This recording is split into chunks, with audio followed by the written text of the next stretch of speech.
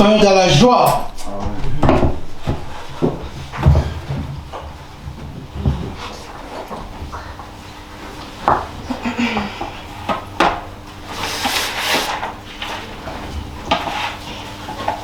Jésus est bon, il est tellement bon, il est merveilleux. Heureusement d'ailleurs, parce que les plans d'ennemis, personne ne serait là aujourd'hui.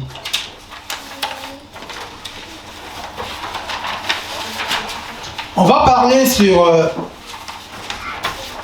J'avais prévu un message concernant... Je vais parler de Dieu. Voilà, si je n'ai pas oublié.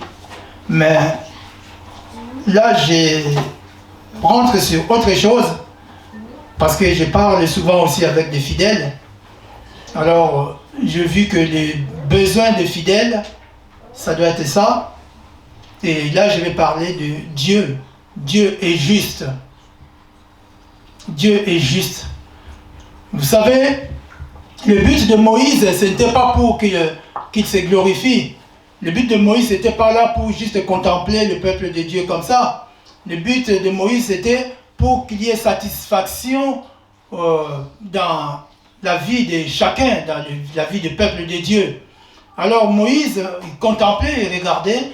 Quand il trouvait qu'ils ont eu besoin de ceci, besoin de cela, Moïse courait vite voir Dieu pour exposer au Seigneur que ton peuple a besoin de ceci. Et Dieu répondait aussi. Donc le souci de Moïse, c'était pour aller communiquer à Dieu le besoin du peuple. Alors aujourd'hui, moi aussi cet après-midi, je vais vous communiquer quelque chose venant de Dieu pour le besoin, pour le bien de chacun de nous. On a tous besoin d'être soulagés, on a tous besoin d'avoir la joie parce que il y a une lumière quelconque, il y a une réponse quelconque, ainsi de suite. Personne ne souhaiterait un malheur dans sa vie, personne. Si quelqu'un se souhaite un malheur, c'est qu'il y a quelque chose qui ne va pas. Mais quand on est très embêté, on fait recours à Dieu. Quand on fait recours à Dieu, il y a des fois aussi, on se pose beaucoup de questions. On dit, mais est-ce que Dieu, vraiment, il m'écoute réellement? Est-ce que Dieu, il me voit réellement? Mais moi, je voudrais te dire une chose, que Dieu, il est juste. Dieu, il est juste. Je vais te dire peut-être quelque chose que tu as écouté déjà, tu as entendu déjà, je ne sais pas. Comme Philippiens qui nous parle, Philippiens 3 qui nous dit, je ne cesse de te répéter la même chose. Il y a des fois aussi, quand on est dans une situation difficile, on a l'impression d'écouter la même chose. Mais moi je dis, si physiquement c'est la même chose, mais en esprit, il y a une connotation que nous ne voyons pas. On ne voit pas. Il y a toujours une connotation de plus, d'une manière proportionnelle, que nous ne voyons pas à l'œil nu.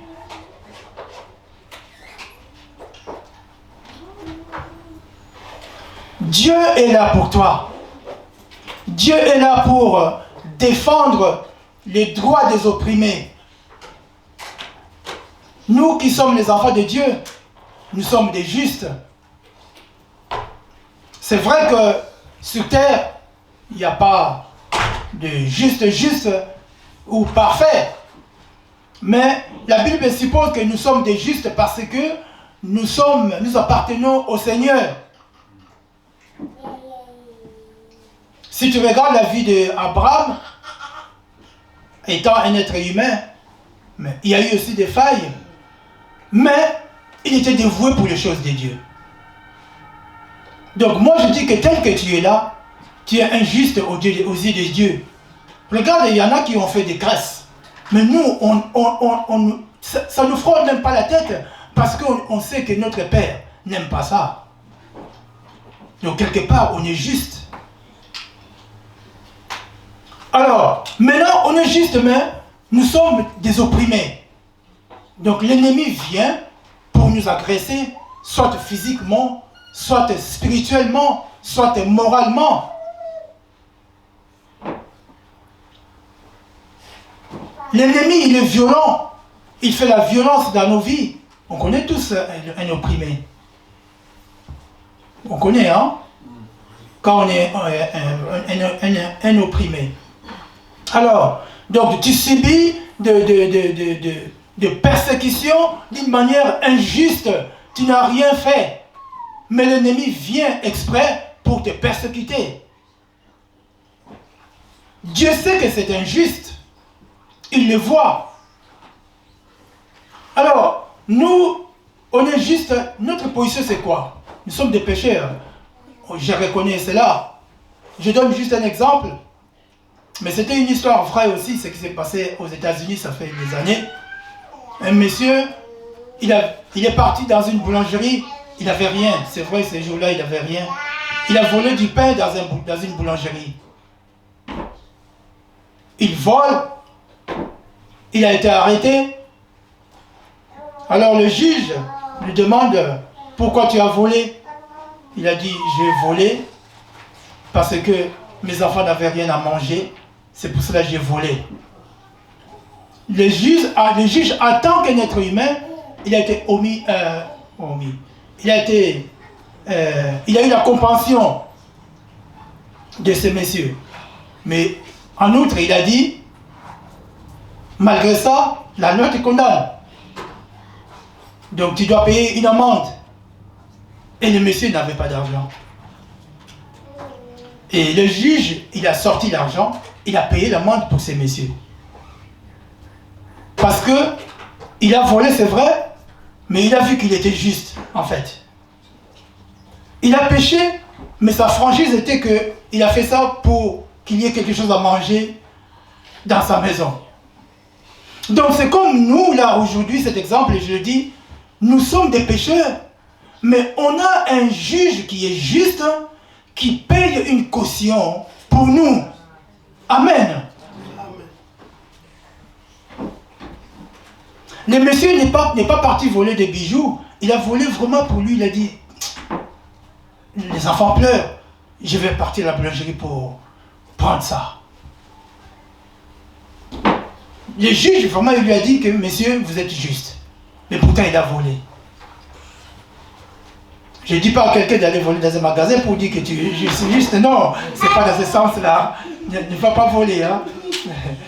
Alors, maintenant, Dieu, c'est ce que je suis. Ma pensée, c'est ça. Donc, nous sommes des opprimés. Et Dieu vient pour libérer ceux qui sont opprimés.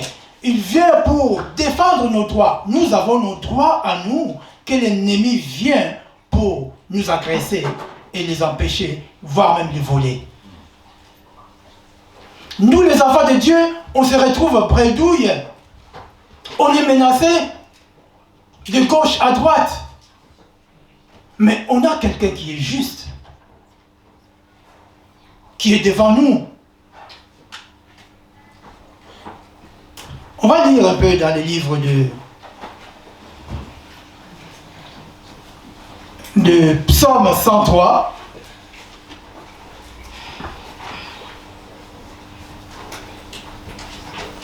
Psaume 103. Psaume 103, 6.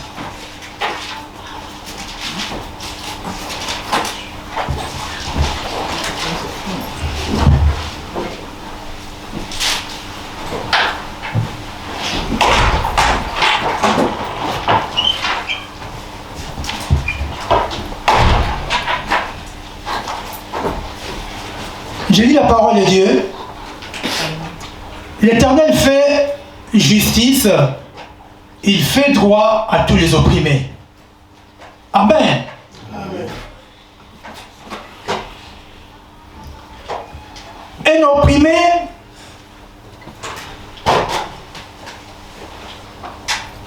c'est quelqu'un qui est victime.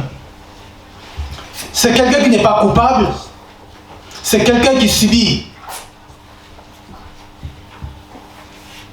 Vous savez, ça, tout au long des siècles, ça fait des milliards d'années, les pauvres, les malheureux ont été toujours exploités, maltraités, tués même.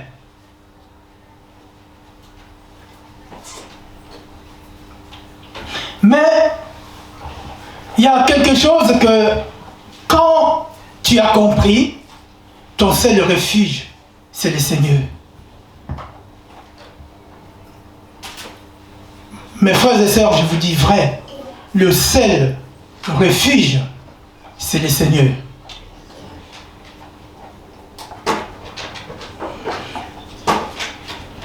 Là, il faut faire de manière que Dieu te trouve juste. Parce que la Bible dit, l'Éternel fait justice, il fait droit à tous les opprimés. Donc, il est évident, il est vraiment probable que Dieu te trouve juste. Parce que celui qui est injuste, c'est Dieu qui va régler son compte, ce n'est pas toi. Amen. Il y a beaucoup de versets dans ça que j'ai prévus. Il y a Psaume 72, 4. Psaume 72, 4. Et ça, je vous donne pour la lecture chez vous. Il y a Proverbe 22. Proverbe 22, 23.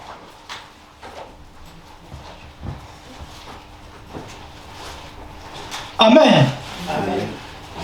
Ça nous dit, car l'Éternel défendra leur cause. Si tu lis au-dessus, sur 22, ne vous dépouille pas le pauvre, ne dépouille pas le pauvre, parce qu'il est pauvre. Et n'opprime pas le malheureux à la porte, car l'Éternel défendra leur cause. Et il ôtera la vie à ceux qui les auront dépouillés. Tu vois? Donc, on oublie, il y a des fois, ça vient, hein. Quand vraiment on est entouré des problèmes, on oublie que Dieu a dit plein de choses dans la Bible, tellement on est tourmenté, tellement on est persécuté, tellement les idées s'éparpillent, mais Dieu a dit vraiment plein de choses. Dieu n'est pas content. Sache-le bien que Dieu voit quand l'ennemi vient pour faire pression sur toi, Dieu voit. Ce que l'ennemi cherche, que tu puisses te décourager. C'est la seule chose que l'ennemi cherche. L'ennemi sait que l'homme est changeant. L'ennemi sait que l'homme peut dire oui, après il dit non. L'homme peut dire non et après il dit oui. L'ennemi sait que on n'a pas vraiment de patience. Il le sait. Mais moi, je voudrais signifier une chose, que Dieu, il est juste.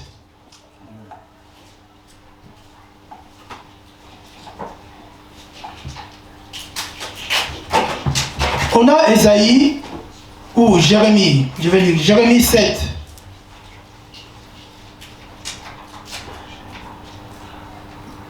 « 7,5 » Jérémie.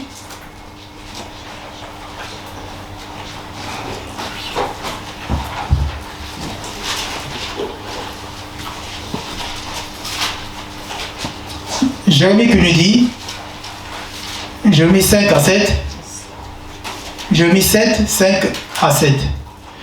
Si vous réformez vos voies et vos œuvres, si vous pratiquez la justice envers les uns et les autres, si vous n'opprimez pas l'étranger, l'orphelin et la veuve, si vous ne répandez pas en ces lieux le sang innocent, et si vous n'allez pas après d'autres dieux pour votre malheur, alors je vous laisserai demeurer dans ces lieux, dans les pays que j'ai donnés à vos pères d'éternité en éternité. Amen. Amen. Vous voyez ce que Dieu dit?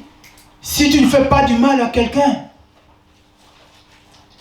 si tu n'es pas méchant, si tu n'es pas un tueur, si tu ne répands pas les sangs innocents, mais Dieu va prendre ta part, frère. Amen.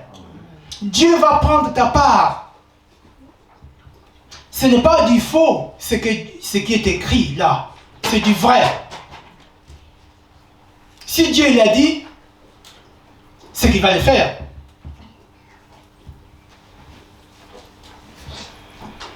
On a, vous savez, l'humeur c'est comme une tension. Ça peut monter, ça peut descendre, ça peut être au plus bas, au moyen niveau, élevé, ainsi de suite. Et quand tu vois que l'humeur est au plus bas, frère, lis la parole de Dieu, parle à ton Dieu, communique avec ton Dieu. Le Saint-Esprit va étoffer ton esprit et tu vas revenir, le niveau de ton humeur va remonter, frère. Amen. L'ennemi veut que le niveau de ton humeur puisse aller au niveau plus bas. Et quand c'est au niveau plus bas, je te dis, tu n'auras plus la joie de vivre. Tu ne seras plus toi-même. Tu n'auras que des négativités sur négativité.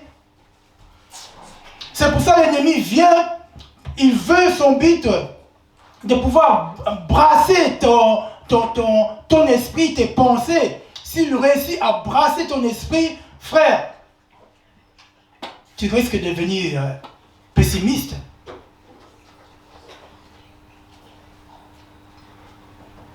Nous, les enfants de Dieu, on doit avoir de l'espoir.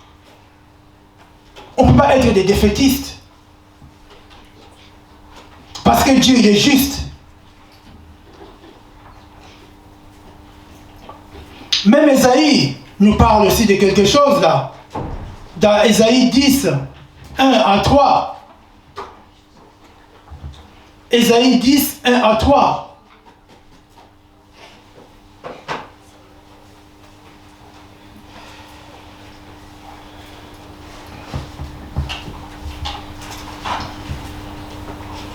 Amen. Amen. La Bible dit, dans Ésaïe 10, 1 à 3, « Malheur à ceux qui prononcent des ordonnances iniques et à ceux qui transcrivent des arrêts injustes pour refuser justice aux pauvres et ravir leurs droits aux malheureux de mon peuple pour faire des veuves leur proie et des orphelins leur butin. » Amen.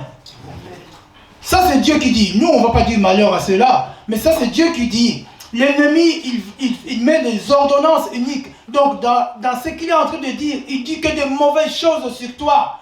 Il souhaite de mauvaises choses sur toi pour que tu ne puisses pas. Il fait des arrêts injustes. Donc, pour lui, cette année ne va pas finir, il va mourir. Pour lui, il n'aura pas ceci, il n'aura pas cela. C'est ce qu'ils disent. Mais Dieu le voit aussi. Amen. Mais toi, reste juste. La Bible le dit. Il refuse il refuse justice aux pauvres. C'est quoi justice? Il ne veut pas que tu puisses bénéficier de tes droits. Mais le Seigneur est pour, frère. Le Seigneur est pour.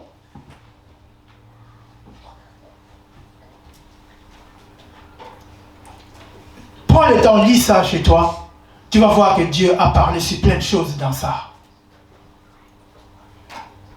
Quand tu vas lire ça, mets-toi dans cette situation.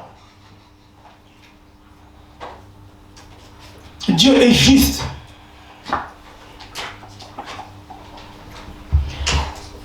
Quand on ne voit rien, on est désemparé, c'est vrai.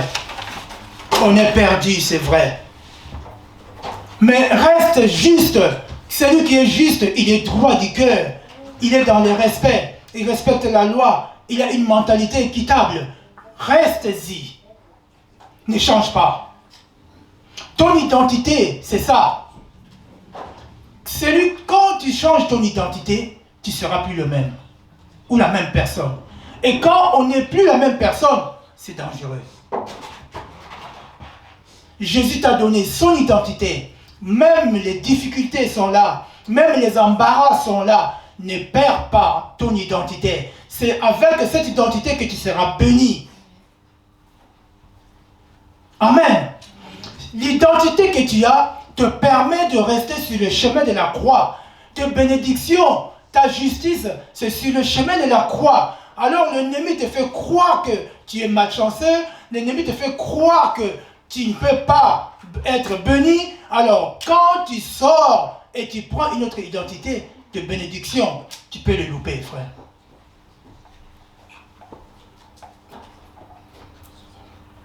Dieu ne bénit pas en désordre. Dieu ne bénit pas en vrac. Dieu est béni d'une manière bien ordonnée. Et dans un endroit que lui, il a choisi. Et il te fait comprendre que tu vas rester dans cet endroit-là pour bénéficier de cette bénédiction, frère.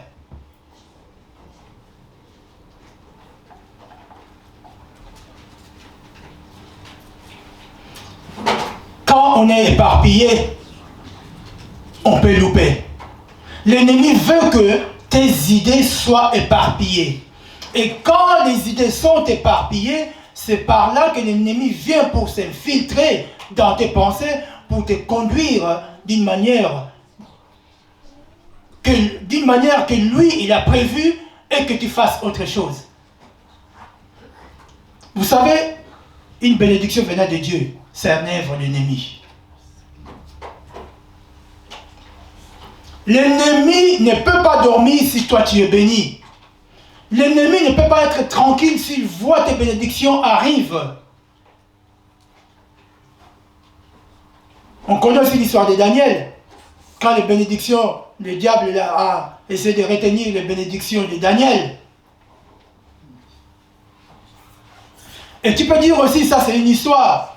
Mais toi aussi, peut-être tes bénédictions, c'est en route que tu ne vois pas. Et que l'ennemi, il est là, il s'acharne sur tes bénédictions. Parce qu'il y a des fois, ça parle, et des fois, ça ne parle pas.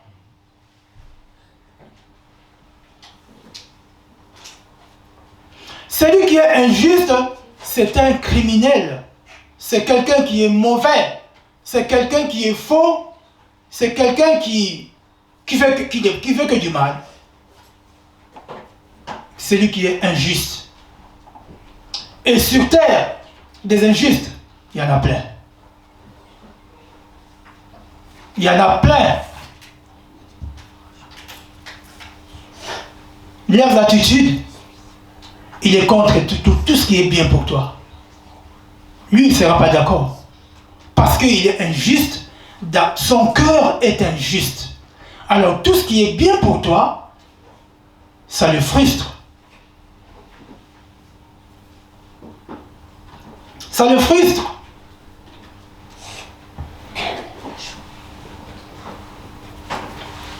Celui qui est injuste, c'est quelqu'un qui exerce une certaine autorité sur toi. Et il n'a pas c'est quelqu'un qui manque le sens de morale aussi. C'est quelqu'un qui est injuste. Mais or, celui qui est juste, c'est quelqu'un qui a un sens absolu, une valeur morale, parce que celui-là, il est juste. Mais malheureusement, celui qui est juste, on subit des attaques, on subit des persécutions. Il y a des fois, on se pose des questions, pourquoi que c'est là? Mais parce que nous avons une lumière qui est différente par rapport aux autres. Souvenez-vous de Jésus. Quand les mages ont vu l'image quand ils ont vu les étoiles, mais ils ont vu une étoile qui était différente par rapport à d'autres étoiles. Ils ont dit au roi, on va aller voir l'enfant qui est né, parce qu'on a vu une étoile qui est différente par rapport aux autres. Et le roi, vous savez ce qu'il a dit? Allez-y voir et venez me rendre compte. Pour qu'il puisse procéder autrement de pouvoir aller intervenir pour tuer l'enfant qui est né. Mais heureusement, le mage, pour leur retour, ils ont pris notre chemin. Ça veut dire simplement que l'ennemi n'aime pas une bénédiction, parce qu'une bénédiction dans une vie d'une personne, c'est une naissance d'autre chose qui peut transformer aussi une vie d'une personne. Et l'ennemi, il peut déployer des efforts, soit physiquement, soit spirituellement dans ces mondes-là.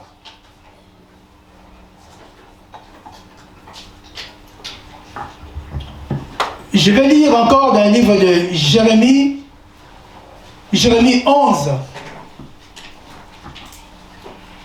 Jérémie 11, 20.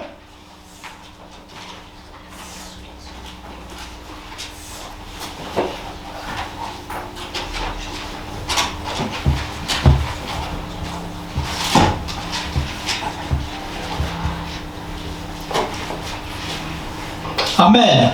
Amen.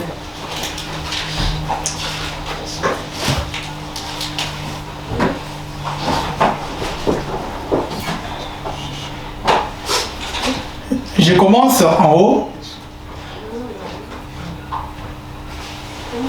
J'étais comme un agneau familier qu'on mène à la boucherie et j'ignorais le mauvais dessein qu'il méditait contre moi. Détruisons l'arbre avec son fruit, retranchons-le de la terre de vivant et qu'on ne se souvienne plus de son nom. Mais l'Éternel des armées est un juste juge qui sonde les cœurs, qui sonde les reins et les cœurs. Je verrai ta vengeance s'exercer contre eux, car c'est à toi que je confie ma cause. Alors, moi je suis juste là où Dieu a dit, la parole dit, mais l'Éternel des armées est un juste juge. C'est qui un juste juge? Celui qui est juste, qu'on ne peut pas corrompre. Il n'y a pas de faille. Frère, quand tu défends une bonne cause qui est Jésus, tu as pris une bonne décision. Sache-le bien, l'Éternel qui est un juste juge va trancher l'affaire. Cette affaire-là, le combat, ce n'est pas physique qui se passe en coulisses. C'est lui, c'est sa charge. C'est lui qui voit. Amen. Reste en éveil. Ne baisse pas les bras. Ne change pas d'avis. Ne te démoralise pas. Le diable veut que tu puisses te démoraliser. Le temps est très difficile. Nous passons tous des moments très difficiles. Nous passons tous des moments très compliqués. Les choses plus simples deviennent plus difficiles. Les choses plus courtes deviennent plus longues. Et les plus longues deviennent plus courtes. Ainsi de suite. Mais écoutons le Saint-Esprit. C'est le moment que tu ne cherches pas à te séparer du Saint-Esprit. Que le Saint-Esprit soit ton partage. Tu l'écoutes dans la rue, tu l'écoutes partout. Reste à l'écoute. On a besoin du Saint-Esprit.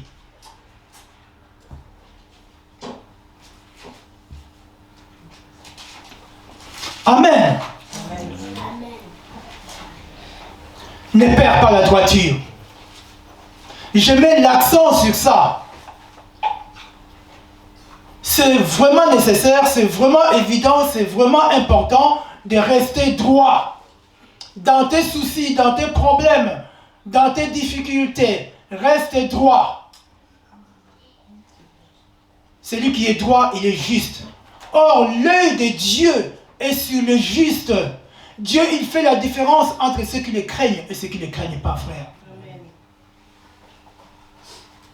C'est nous, il y a des fois, quand on est perdu, on croit que Dieu, il ne nous voit pas. Vous savez, les difficultés nous mettent dans une position dans laquelle l'homme devient un point perdu. L'homme, quand il devient un point perdu entre deux points, le passé et le futur, l'homme est au milieu. Il ne sait pas quoi faire. Le passé, c'est un point perdu. Le futur, c'est un point perdu. L'homme, il ne sait pas si ça va aller demain, si ça va aller bien. Et le futur, c'est chargé par des choses que tu es même innocent et tu es là, tu es perdu. Reste juste parce que l'ennemi, lui, il est coupable. Il va se culpabiliser. Mais toi, même si tu es perdu, Dieu connaît tes faiblesses. Dieu sait que tu es perdu. Mais il ne faut pas avoir une charge en toi.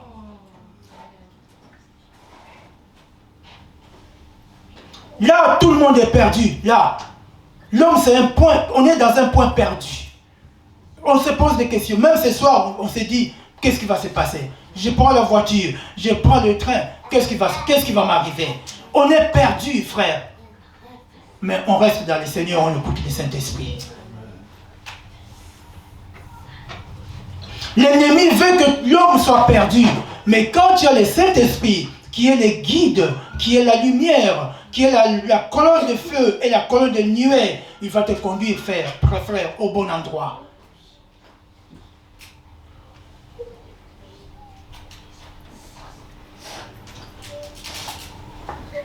Dieu qui est juste, il veut que tu puisses comprendre. Je parle à quelqu'un. Celui qui est triste ne reste pas dans la tristesse. Amen.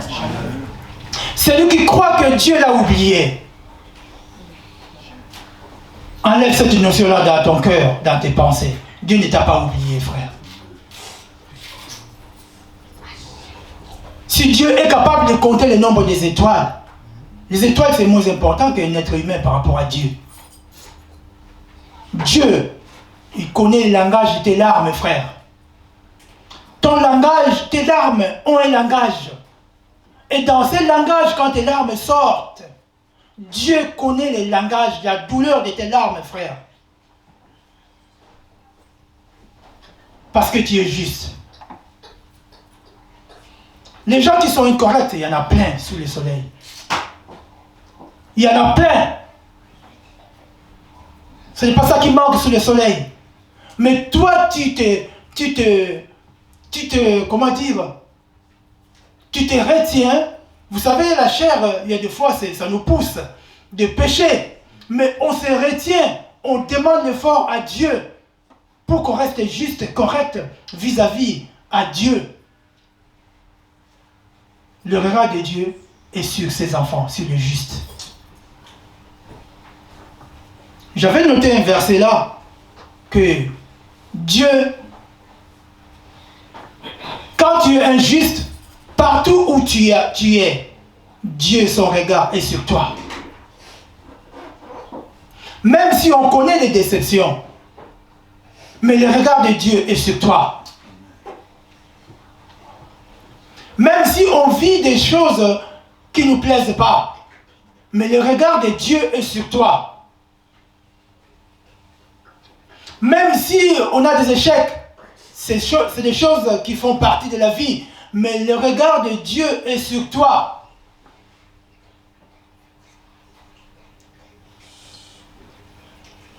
Lis dans la Bible, tu vas voir, il y a certaines personnes, Dieu a tourné le dos.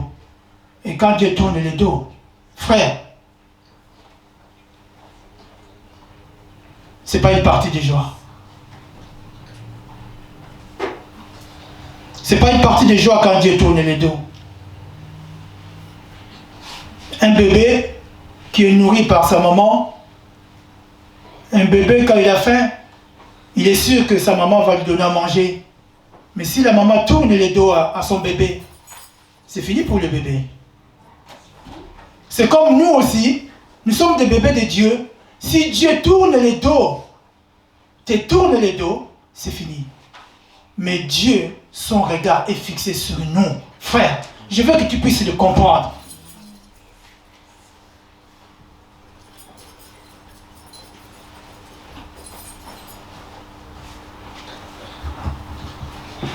Un Pierre 3, 9.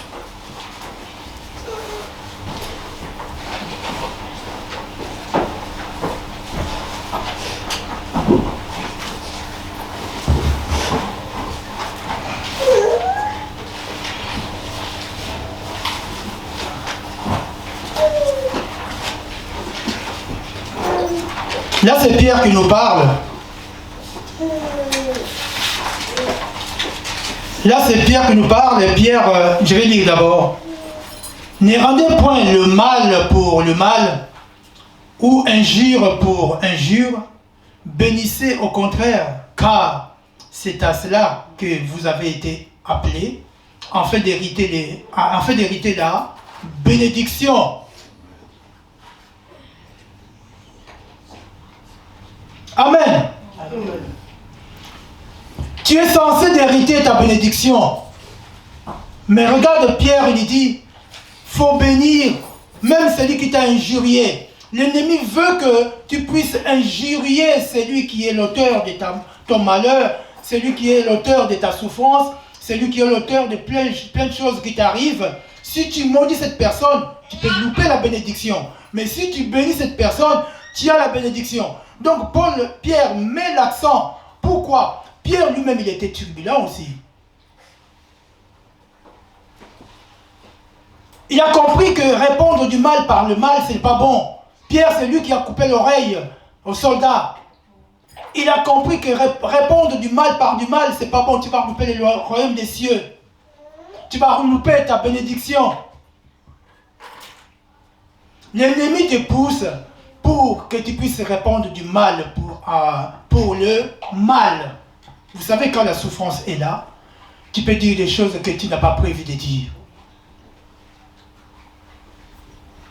Tu peux sortir des mots que tu n'as pas calculé, tu n'as pas voulu.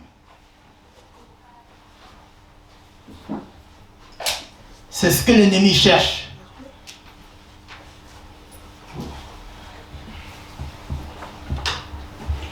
Frère, Dieu, il est juste. Je veux que chacun puisse rentrer avec cette notion. Même si l'ennemi vient te faire pression, vous savez, la pression de l'ennemi existe, même dans les sommeils, même par la vision. L'ennemi peut te faire pression pour te faire peur, pour t'intimider. Frère, Dieu, il est juste.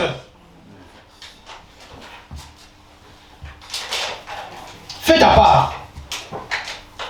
Les petits bouts de la part que tu vas faire pour Dieu, c'est ça que Dieu va considérer. Amen.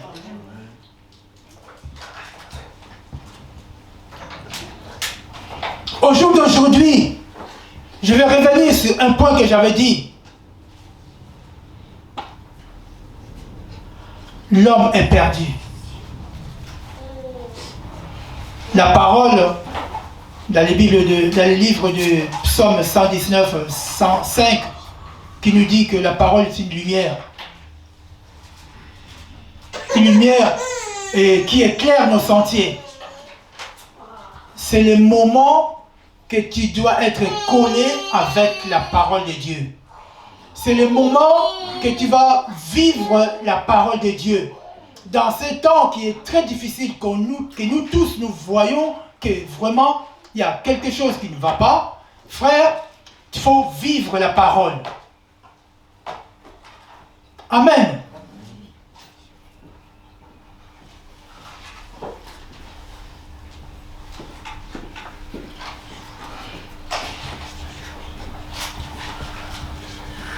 Moi,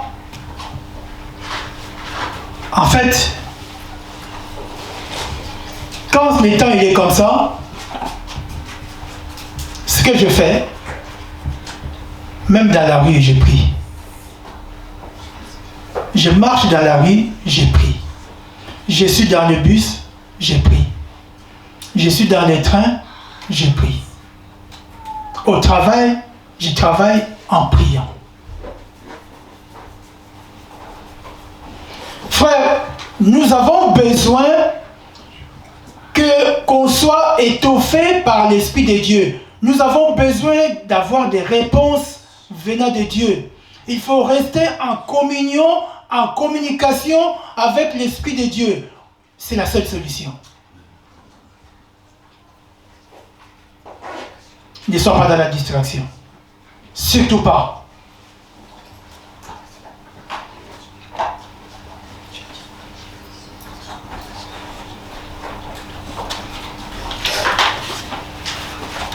Il ne faut pas haïr l'ennemi. Il ne faut pas haïr, même si tu connais la personne. Ne fais pas ça. C'est à Dieu de le faire. Même si Dieu te montre dans les songes, en vision, ne parle pas du mal de cette personne. Dieu, il est juste. Amen. Je sais ce que je suis en train de vous dire. Moi-même, j'ai aussi mes témoignages, j'ai aussi des choses que j'ai vécues et j'ai vu que Dieu, il est juste.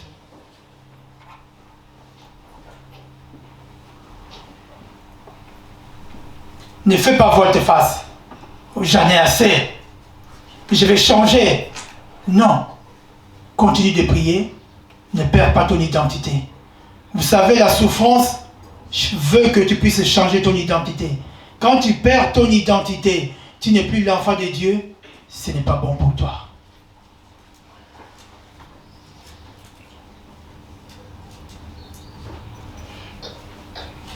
Je vais vous passer un dernier verset. Après, je vais m'arrêter là.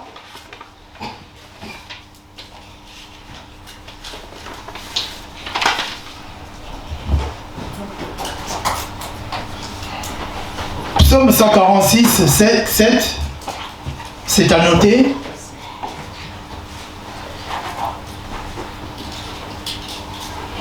Et Thessaloniciens aussi, 4, je crois. Vous pouvez lire tout.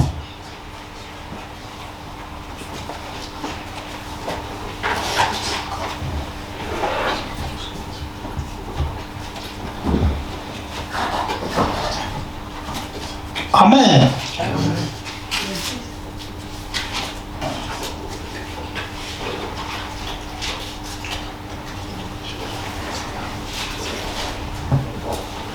Amen. Qui est opprimé, ce n'est pas une honte. Ne sois pas dans la honte. Qui est opprimé, ne sois pas dans la tristesse. Sois dans la joie. Parce que ton Père, le Père Céleste, t'a promis quelque chose, Père. Amen. Ton Père t'a promis quelque chose à travers les Saintes Écritures. Tu es opprimé, ne baisse pas les bras. Dieu t'a donné 2 mains, 2 pieds, la tête. Parle à ton Père. Tu es opprimé, ne deviens pas pessimiste pour dire que je m'arrête là, c'est fini. Quand tu vas dire que je m'arrête là, alors là l'ennemi va prendre encore triple fois la force.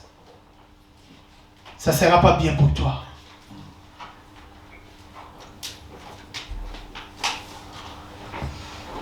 Je viens de lire tout à l'heure, Dieu sonde le cœur et les reins. Quand on dit Dieu sonde le cœur et les reins, ça ne veut pas dire qu'il vient sonder les reins, le cœur il s'arrête là. Non, il connaît tes pensées. Les mauvaises pensées de l'ennemi, Dieu le sait. Si l'ennemi a mis dans son calendrier, dans son agenda, que toi tu vas mourir dans 2 mois, Dieu voit, il est capable d'annuler cela, frère.